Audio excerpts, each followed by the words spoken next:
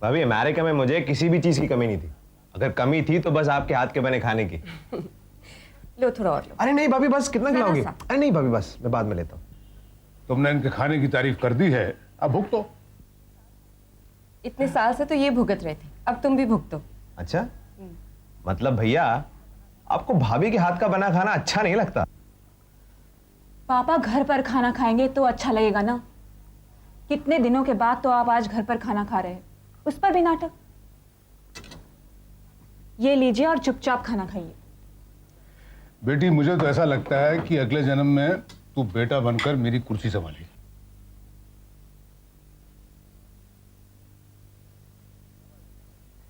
क्या बात है भैया, जब से मैं आया हूं देख रहा हूं आप कुछ परेशान से। कोई नया दुश्मन पैदा हो गया है क्या? क्या करोगे जानकर राज? भाई भाई के काम नहीं आएगा तो और कौन आएगा भैया? हाँ, ये भी ठीक है। राज, दुश्मन तो मेहमान की तरह होते हैं, उनका आना जाना तो लगा ही रहता है। लेकिन मेरा एक मेहमान, बड़ा प्यारा मेहमान, वो ऐसा गया कि फिर उसने वापस आने का नाम ही नहीं लिया। मैंने कलम को खून में डुबोकर उसे इनविटेशन कार्ड भी भेजा, मगर उस पर मेरी दावत का कोई असर नहीं हुआ। उसने मेरी जिद, मेरी हठधर्मी को और बढ़ावा दिया। वो मुझसे रूठा हुआ है ना, इसलिए वापस नहीं आ रहा है। अगर टूटा हुआ होता तो कब का वापस आ जाता। तो तोड़ देते? यही तो मुश्किल है, वो टूटकर जुड़ जाता है। खत्म कर देते हैं? हाँ, यही एक आसान रास्ता है हमारे पास। मगर तुम जान जाओगे कि तुम्हारा भाई आसानी से जंग जीतने का शौकीन नहीं है, वरना उसकी चिता पर कब का झंडा लहरा देता मैं। लेकिन आपको परेशान करने वाला है नया दुश्मन कौन सा पैदा हो गया भैया? विशाल, अपना विशाल। चल जल्दी खा, पापा मेरा वेट कर रहे हैं। यू इडियट, प्लेट देखकर नहीं उठा सकता था। सॉरी सर, जानबूझ के नहीं गिरा। जबान चला रहा तेरी तो। एक्सक्यूज मी, तुम्हारे कपड़ों पर पानी गिराकर इसने अनजाने में गलती की, लेकिन इस पर हाथ उठाकर तुम जानबूझकर गलती कर रहे हो। तू कौन होता है बीच में बोलने वाला? मैं ऐसे मजबूर और लाचार लोगों का तरफदार हूं, और शायद आपको कम सुनाई देता है क्योंकि आपको यह तक नहीं सुनाई दिया कि इसने आपसे सॉरी कहा। ये मिस्टर, तू जानता है ये सूट कितना कीमती है? अगर ये कीमती सूट है तो उसे घर पे पहन के बैठना था, यहां पर आने की क्या जरूरत थी?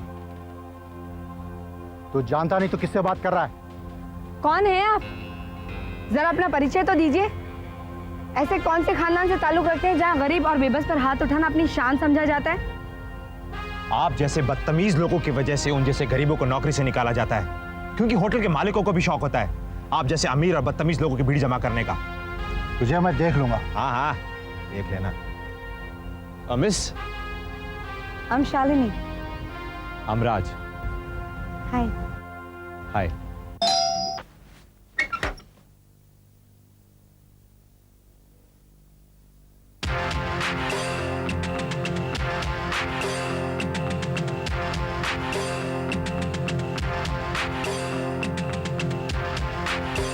कहते हैं कि रात गए किसी के घर यूं चले जाना शराफत की निशानी है, और मैं शराफत का पुजारी हूं। इसके बावजूद मुझे इस बात का एहसास नहीं कि यहां आकर मैंने शराफत का नियम तोड़ा, क्योंकि तुम्हें भी इस बात का एहसास नहीं हुआ था जब तुमने मेरे घर में रात बोल दिया।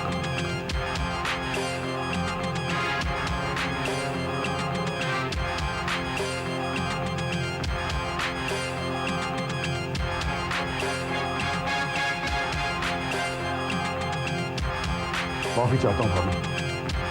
आई एम सॉरी बेटा। एक पुलिस ऑफिसर जरूर हूं मगर हथकड़ी लेकर नहीं। ना ही मेरे पास रिवॉल्वर है, ना ही कोई गार्ड, क्योंकि जिस दिन हम ये वर्दी पहनते हैं अपने आप को मौत के हवाले करते हैं। प्रोटेक्शन का शौक तो उन्हें होता है जिन्हें मौत का खौफ है। मौत बांटने वाले को हमेशा मौत से डरते देखा है। खाए। इन्होंने तो मेरी बीवी और मेरी बेटी को अंदर के कमरे में जाने की इजाजत नहीं दी, मगर मैं दे रहा हूं। माफी चाहता हूं भाभी, आप दोनों अंदर चले जाइए, बहुत सी बातें करेंगे। ठहरो।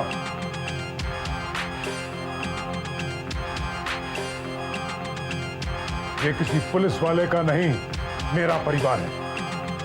क्या कहना चाहते हो, कहो।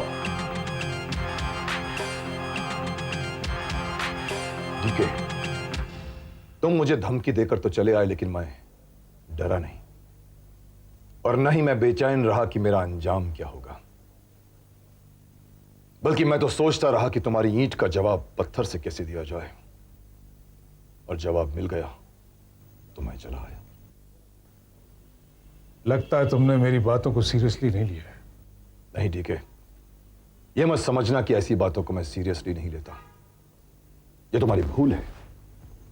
ऐसी बातों को तो मैं औरों से ज्यादा सीरियसली लेता हूं, और इसे मेरी बुज़दिली भी मत समझ लेना। सीरियसली लेने के बाद मैं सोचता रहता हूं कि इसके कौन से हल है, और हल ढूंढता रहता हूं, और जब कोई रास्ता मिल जाता है तो उस रास्ते पर चल निकलता हूं। और एक रास्ता ये भी है कि तुम्हारा ही दिया हुआ तोहफा है जो मैं वापस कर रहा हूं। डीके, मैं अपने मुकद्दर दिखाता हूं, तोहफे मेरे मुकद्दर नहीं है। जरा इसे खोल कर देखने की जहमत गवारा करोगे मिस्टर डीके? कोई बॉम्ब नहीं रखा इसमें?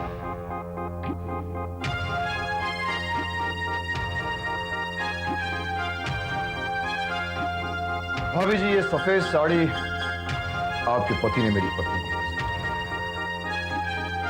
और ये प्रेजेंट नहीं, एक धमकी थी।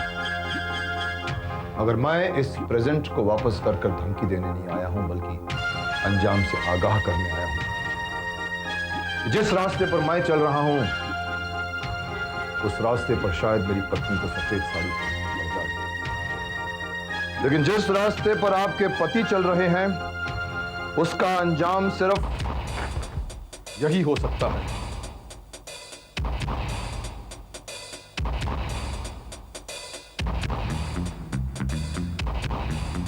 भाभी जी, आपके पति ने तो मेरी पत्नी को सिर्फ धमकी दी थी। मैं जो कहने आया हूं वो सच्चाई है, हकीकत। डीके साहब दहशत के फसल बोएंगे तो दहशत के फली खाएंगे। मिस्टर डीके, अगर तुम इसे समझदारी की नजरों से देखोगे तो इसे मेरी सलाह, मेरा मशवरा मानो, और अगर जहालत और दरिंदगी की नजर से देखोगे तो इसे मेरी चुनौती। इंस्पेक्टर, तुम्हें मेरे गुस्से का अंदाजा नहीं है, और तुम्हें मेरी कुर्बानी के जज्बे का अंदाजा नहीं। लगता है मौत का एक छोटा सा नजारा तुम्हें दिखाना ही पड़ेगा। बच्चों जैसी बातें कर रहे हैं। इंस्पेक्टर! कमाल है, मेरे पड़ोसियों का तो ख्याल था तुम्हें, जरा अपने पड़ोसियों का।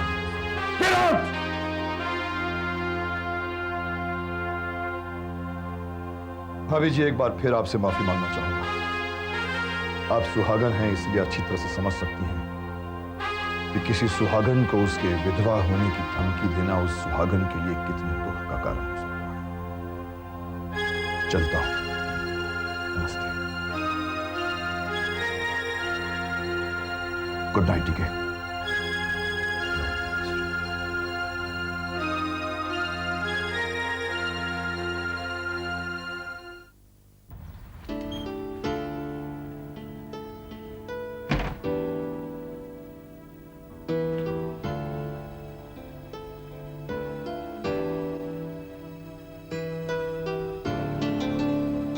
हेलो। हेलो, बैठो ना। क्या बात है? तुम मुझसे क्यों मिलना चाहती थी? शालिनी, मेरी नज़र में तुम्हारी इज्जत बहुत बढ़ गई है। देखो डॉली, पहेलियां मत बुझाओ, तुम साफ साफ बताओ। जब से तुम्हारा फोन आया है मैं एक अजीब कश्मकश में हूं कि आखिर बात क्या है। तुम मेरी उलझन सुलझाओ, बताओ क्या बात है। यही कि लिए जो कुछ भी कहना चाहती हूँ वो कहाँ से शुरू करूँ। शालिनी, उस दिन तुमने मुझे डीके नाम के एक आदमी का आईना दिखाया था, जिसे मैंने देखकर जुटलाने की कोशिश भी की थी। दरअसल मैं ये साबित करने की कोशिश कर रही थी कि उन्हें किसी न किसी तरह से एक अच्छा आदमी साबित कर सकूं, because he is my father. उस दिन मैंने ऐसा कहा था क्योंकि मुझ में सच बर्दाश्त करने की हिम्मत नहीं थी, या फिर ये कह लो कि मैं मेरे पापा से इतना प्यार करती हूँ कि दुनिया वालों के सामने ना उनके बारे में बुरा बोल सकती हूँ और ना उनके बारे में बुरा सुन सकती हूँ। तुम्हारी जगह अगर मैं होती तो मैं भी शायद यही करती, पर तुम्हारे अंदर ये अचानक तब्दीली का क्या कारण है? शालिनी, कल तुम्हारे डैडी मेरे घर आए थे और तभी मुझे पता चला कि मेरे डैडी तुम्हारी मम्मी के नाम कौन सा गिफ्ट छोड़कर आए थे। तुम उस सफेद साड़ी की बात तो नहीं कर रही? हाँ, वो सफेद साड़ी एक औरत के लिए किसी बद्दुआ से कम नहीं, और ये बात एक लड़की होने के नाते मैं अच्छी तरह समझती हूँ। मेरे पापा की इस हरकत ने मुझे ये सोचने पर मजबूर कर दिया है कि वो किस हद तक गिर सकते हैं। It's very shameful. तुम्हें शर्मिंदा होने की जरूरत नहीं डॉली। तुम गलत नहीं, तुम्हारी सोच गलत नहीं, बल्कि एक बेटी होने के नाते तुम्हें अपने पापा को समझाना चाहिए कि जिस राह पर वो चल रहे हैं वो ठीक नहीं है। लेकिन इसके बावजूद अगर वो तुम्हारी बात ना माने तो इसमें तुम्हारा क्या कसूर? सोचती हूँ कि तुम्हारी बात मान लेनी चाहिए, लेकिन फिर सोचती हूँ क्या ये मुमकिन है? मैं समझौता करने की बात कर रही हूँ। अब तक तो वही करती आ रही हूँ, बट यू नो समथिंग, मेरे पापा के इन हरकतों की वजह से एक बात तो बहुत अच्छी हो गई, मुझे तुम जैसी एक दोस्त मिल गई। अब खाना ऑर्डर करें? हाँ बोलो शालिनी। तुमने कैसे जाना कि मैंने फोन किया? वो इसलिए क्योंकि मेरे दिल में तुम रहती हो। तुम्हारी जुबान तो खामोश रही शालिनी, लेकिन मेरे दिल ने तुम्हारी दिल की आवाज़ सुन ली। और जानती हो, एक दिल दूसरे दिल की आवाज़ कब सुनता है? जानती हूँ, जब धड़कनें एक हो जाती हैं। दिलों का यह राज तुम्हें किसने बताया? तुम्हारी यादों ने और मेरी तन्हाई ने। इसका मतलब है कि तुम हमारे बारे में सोचती रहती हो, है ना? अब तो सिर्फ तुम्हारे बारे में सोचती हूँ। शालिनी, जी डैडी।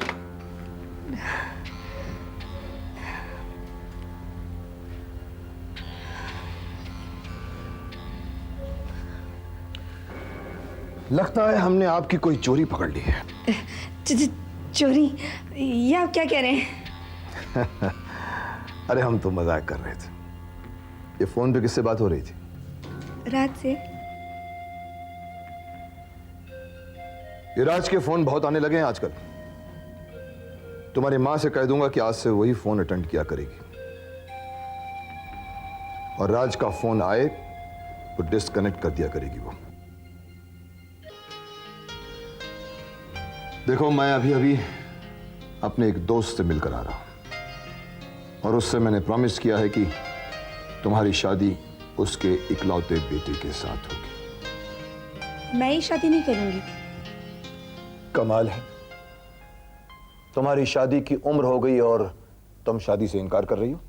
पापा, मैं शादी करूंगी, मगर उसके साथ नहीं जिसके साथ आप कह रहे हैं। तो फिर किसके साथ करोगे? रात से। ठहरो, हम तुमसे यही सुनना चाहते थे। ओह डैडी।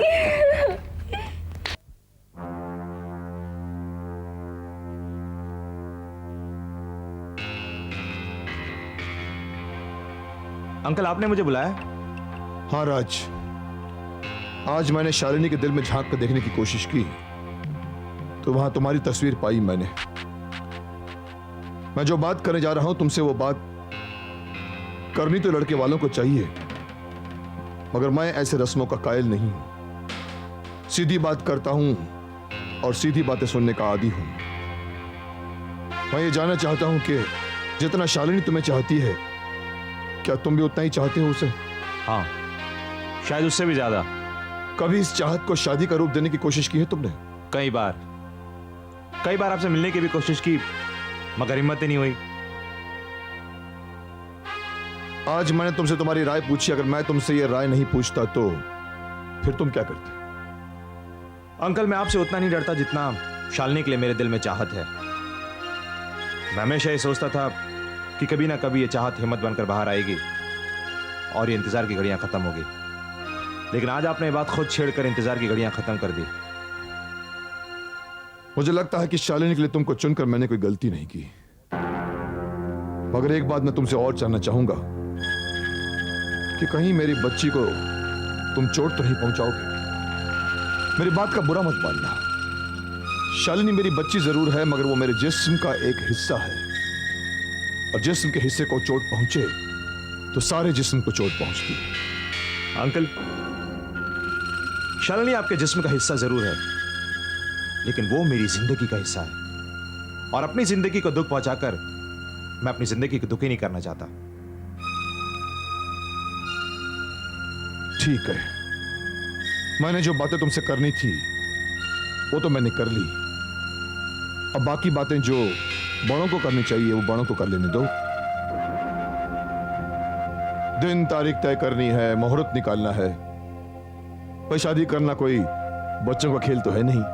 तुम ऐसा करो, अपने डैडी को फोन करो, उन्हें बुला लो। जी, उनके बगैर तो ये सब मुमकिन नहीं होगा ना। ओके?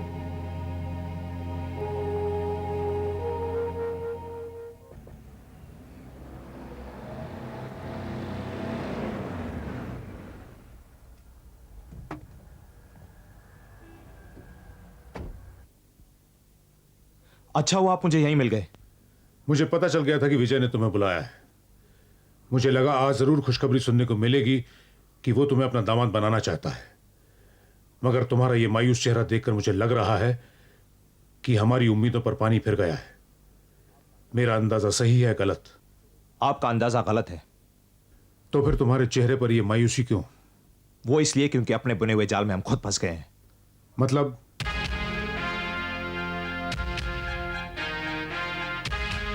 मतलब ये कि हमने एक मनगढ़ंत कहानी बुनी थी कि मेरा बाप अमेरिका में किसी जॉब पर है, और अब विजय वर्मा मेरे उसी बाप से मिलना चाहता है, शादी की बात पक्की करने के लिए।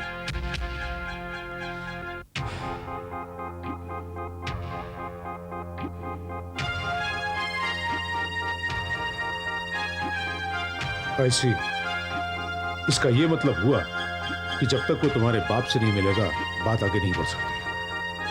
डोंट वरी राज, कोई ना कोई रास्ता जरूर निकल आएगा। मैं इसके बारे में बाद में सोचूंगा।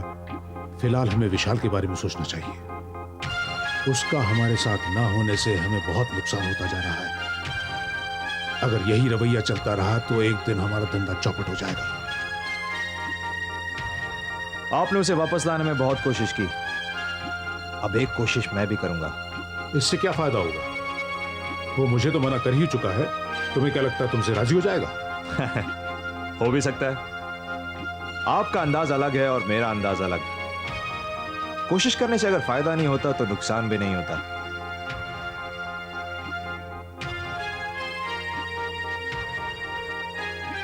ओके, तुम्हें जो ठीक लगे वही करो।